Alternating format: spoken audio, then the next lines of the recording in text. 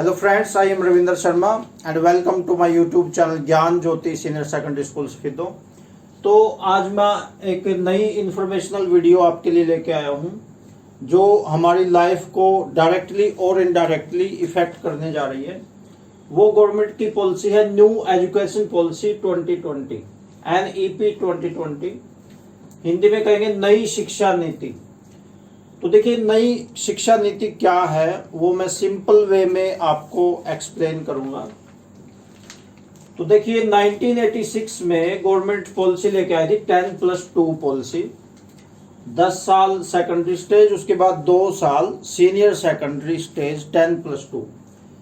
अब क्या हो गया है, अब 10+2 पॉलिसी ये खत्म है। अब नई पॉलिसी के हिसाब से क्या बनेगा, नई पॉलिसी है 5+3+3+4। तो ये देखिए क्या है, तो देखिए 5+3+3+4 सिस्टम क्या है, इसको समझना थोड़ा सा मुश्किल है। तो इसको देखिए, पहले जो 5 इयर्स है 5 साल, उसमें 3 to 8 इयर्स एज ग्रुप के बच्चे आएंगे, यानी 3 साल का बच्चा स्कूल में आना शुरू कर देगा। और ये जो 5 इयर्स है इसको 2 पार्ट्स में बांटा है 3+2। तो पहले 3 साल बच्चा रहेगा प्लेवे स्कूल में, प्लेवे टाइप में। उसको वहाँ पे कोई होमवर्क नहीं दिया जाएगा, वहाँ पे सिर्फ उसको खिलाया जाएगा, नए नए खेल, पेंटिंग वगैरह और ऑडियो विजुअल के जरिए उसको कुछ बातें सिखाई जाएंगी। कोई होमवर्क उसको नहीं मिलेगा, यानी वो खेल खेल में ही कुछ ना कुछ सीखता रहेगा। बच्चे के लिए स्कूल बर्डन नहीं दिखाई देगा, वो वैसे ही रहेगा जैसे घर में खुश रहता है, उसी प्रकार से वो स्कूल में खुशी खुशी आएगा। इसका मकसद सरकार का यही है कि बच्चा स्कूल में रोता हुआ ना आए, बल्कि खुशी से आए, हंसते हुए आए, उसको घर से भी ज़्यादा खुशी मिले स्कूल में। तो ये मकसद सरकार का है। अभी आप देखते होंगे कई बच्चे शुरू में रोते हुए जाते हैं स्कूल में, तो सरकार का ये मकसद है कि रोता हुआ बच्चा ना आए, उसको बहुत खुशी मिले स्कूल में और वो अच्छा फील करे, ताकि उसके लिए जो पढ़ाई है वो बर्डन नहीं बल्कि एक रोमांच बने और इंटरेस्टिंग वे में कुछ नई नई बातें वो सीखेगा। अब देखिए 5 साल तक का बच्चा घर पे वो वेस्ट ही करता अपना टाइम, इधर उधर की बातों में, या तो कार्टून देखता रहेगा, मोबाइल में आंखें फोड़ता रहेगा, या फिर टीवी में कार्टून ही देखता रहेगा। तो सरकार की ऐसी पॉलिसी है कि बच्चा स्कूल में आए, वहाँ पे खेल खेल में कुछ ना कुछ वो नई बातें सीखे भीगा और स्कूल में भी उसकी रेगुलरिटी बनेगी और उसको पता ही नहीं चल पाएगा कि कब उसने सेकंड क्लास पास कर ली। तो देखिए 3+2, 3 साल तो प्लेवे रहेगा, उसके बाद वो 3 साल के बाद वो फर्स्ट क्लास में आएगा और इसमें एज ग्रुप के बच्चे आएंगे 3 to 8 इयर्स। 3 साल का बच्चा शुरू करेगा, उसके बाद चौथा और 5वां और छठा, यानी 3 साल तक वो प्लेवे में रहेगा। तो इस स्टेज को कहते हैं फाउंडेशन स्टेज। बच्चे को खेल खेल में पता ही नहीं चल पाएगा कि वो कब सेकंड क्लास पास कर गया। वो गिनतियां सीख जाएगा, टेबल्स यानी पहाड़े सीख जाएगा, और वो इतनी बातें सीख जाएगा जितनी बातें 6th-7th स्टैंडर्ड के बच्चे सीखते हैं, और खेल खेल में सीख जाएगा। उसको पता ही नहीं चल पाएगा कि कब वो ये बातें सीख गया। उसके बाद देखिए 3 इयर्स 5+3, 5 साल तो इस प्रकार ये हो गए इसमें फाउंडेशन स्टेज में, और बच्चे ने सेकंड क्लास पास कर ली। उसके बाद 5+3, ये 3 इयर्स देखो कहाँ पे लगेंगे बच्चे के।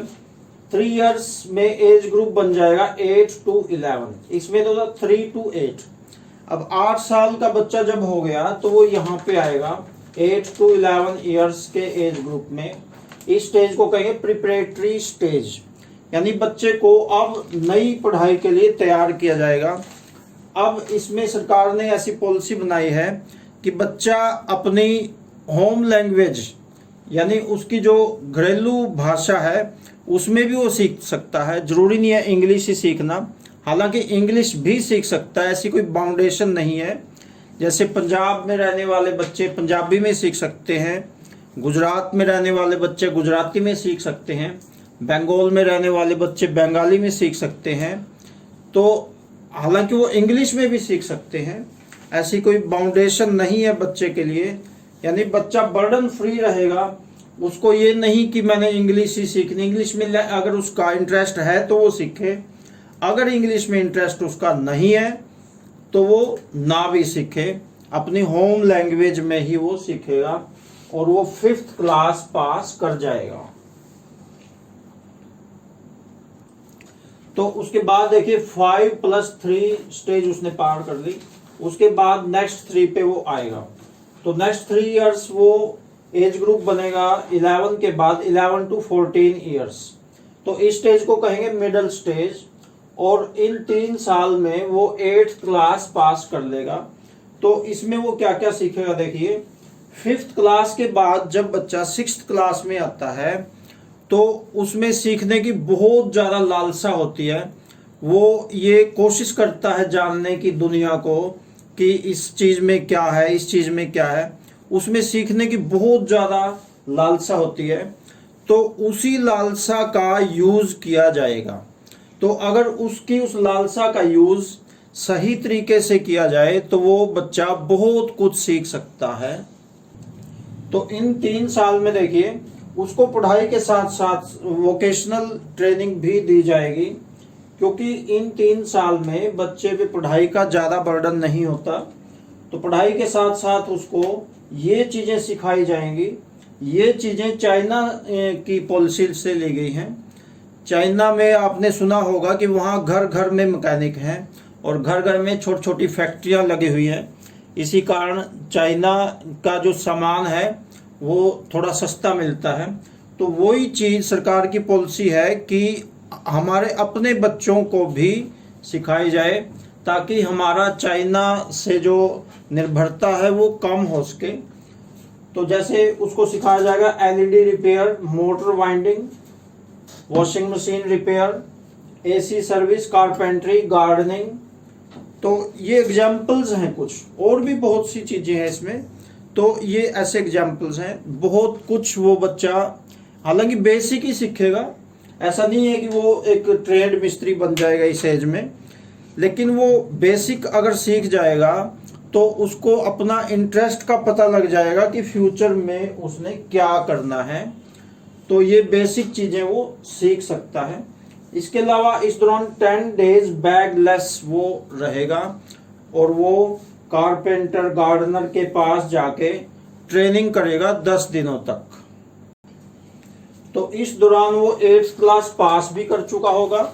और जैसे बच्चे इधर उधर घूमते हैं, स्कूल का थोड़ा सा काम करके फिर इधर उधर घूमते हैं, कार्टून्स देखते हैं या मोबाइल में ही गेम्स खेलते रहते हैं, तो उस टाइम का यूटिलाइजेशन किया जाएगा ये चीज़ें उसको सिखाने में। तो इस प्रकार से उसको वोकेशनल ट्रेनिंग भी दी जाएगी। तो नेक्स्ट देखिए 8th क्लास पास करने के बाद अब वो फिजिकली और मेंटली थोड़ा स्ट्रोंग हो जाता है बच्चा। तो फिजिकली भी वो थोड़ा बड़ा हो जाता है और मेंटली भी वो डेवलप्ड हो जाता है। तो नेक्स्ट देखिए 5+3+3 हो गया। नेक्स्ट 4 देखिए क्या है।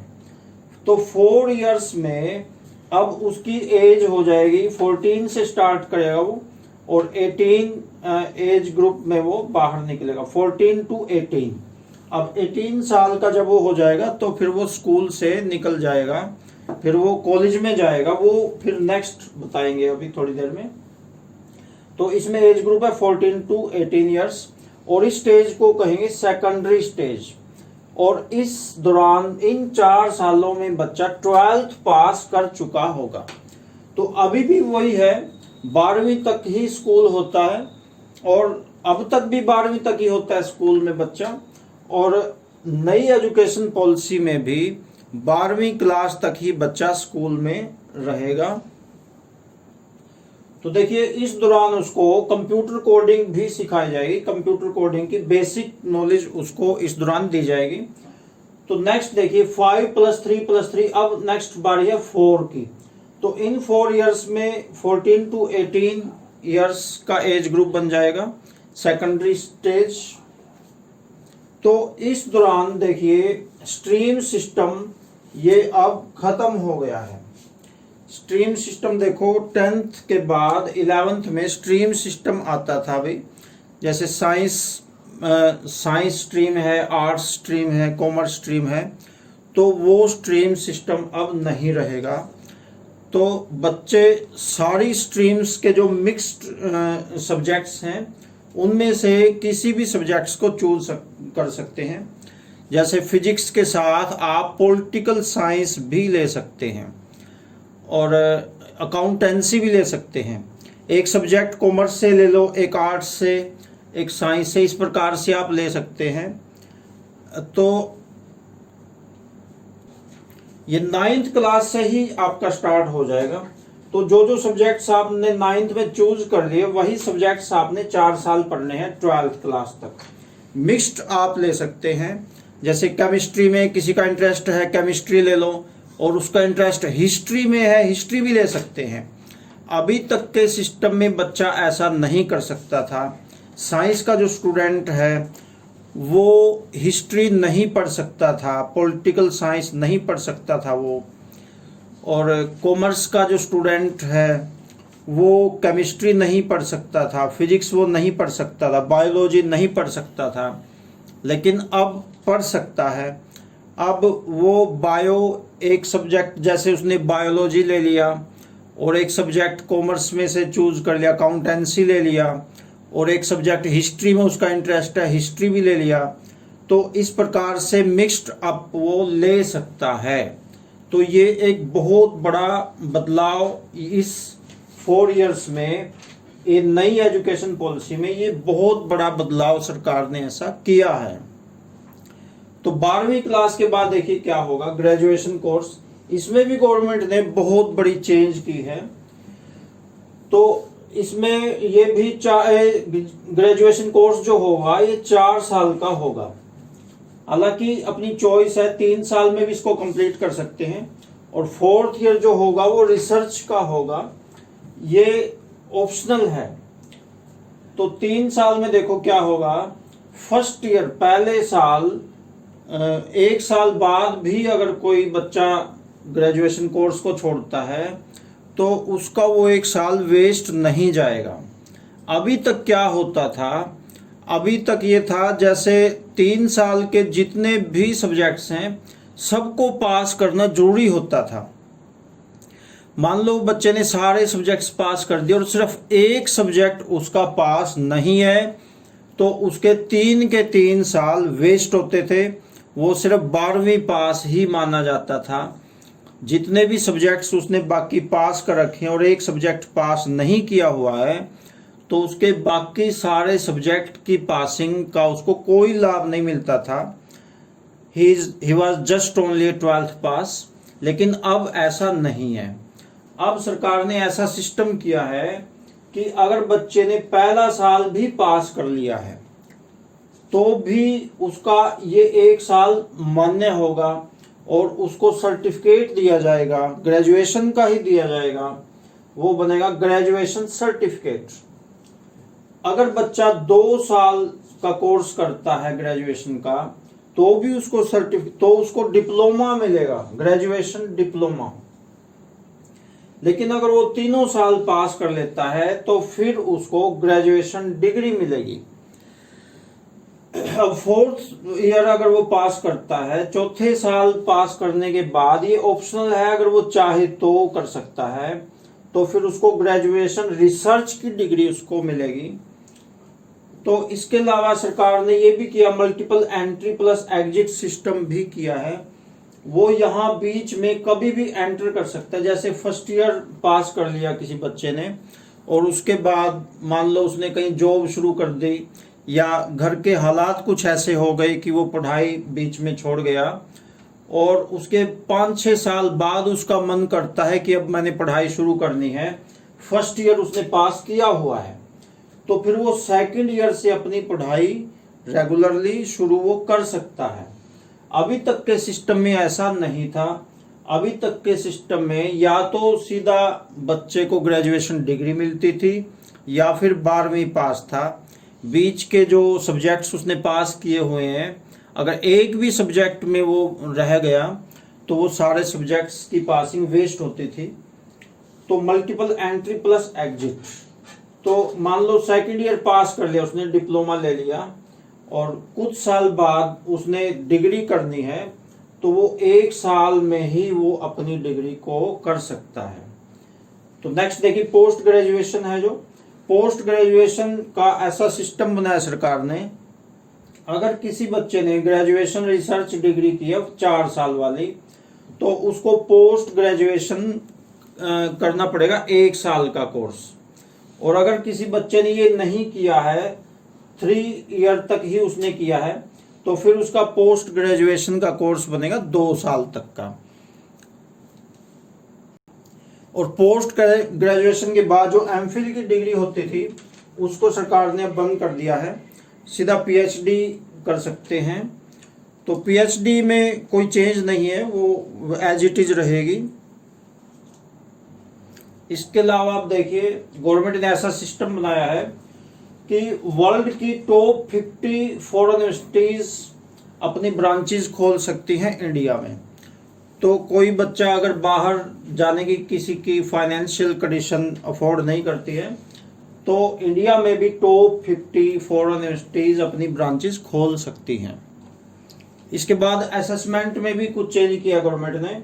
अभी तक ओनली टीचर्स ही बच्चे की असेसमेंट लगाते थे, लेकिन अब बच्चा खुद भी अपनी असेसमेंट लगाएगा। ये भी एक बड़ा अजीब सिस्टम शुरू किया है। जैसे मान लो, अभी एग्जैक्ट तो नहीं पता, मैं एग्जांपल देता हूँ। जैसे मान लो 5 मार्क्स सेल्फ असेसमेंट के हैं, तो बच्चा 5 में से अपने आप को कुछ मार्क्स देगा अपनी अंतरात्मा से सोच के कि मैं कितने पानी में हूँ, 1 नंबर के लायक ही हूँ मैं, या 0 के लायक हूँ, 5 के लायक हूँ। हालांकि भले ही वो चीटिंग से अपने आप को 5 में से 5 दे दे, लेकिन सबको पता होता है कि मैं कितने पानी में हूँ। उसकी अंतरात्मा जरूर बोलेगी कि मैंने 5 में से 5 चीटिंग के द्वारा दे तो दी है अपने आप को मार्क्स, लेकिन इस लायक मैं हूँ तो नहीं हूँ। तो वो खुद अपनी असेसमेंट कर सकता है। इसके अलावा उसके क्लासमेट्स भी उसकी असेसमेंट करेंगे, तो जो उसके क्लासमेट्स हैं वो उसको मार्क्स देंगे। तो इसलिए बच्चे को अपने क्लासमेट्स के साथ भी अच्छा बिहेवियर बना के रखना पड़ेगा, क्योंकि वो जानता है कि इन्होंने मेरे मार्क्स भी लगाने हैं। इसके अलावा टीचर्स तो पहले भी देते रहे असेसमेंट और आगे भी देते रहेंगे, इसमें तो कोई नया चेंज नहीं है। नया चेंज है self assessment and classmates assessment. तो ये वीडियो आपको अच्छी लगी हो तो इसको अपने फ्रेंड्स के साथ शेयर भी कीजिएगा और चैनल को सब्सक्राइब कीजिए, क्योंकि इस चैनल पे और भी नई नई इंफॉर्मेशनल वीडियोस आपके लिए आने वाली हैं। तो अभी इतना ही रहेगा। Okay, thanks.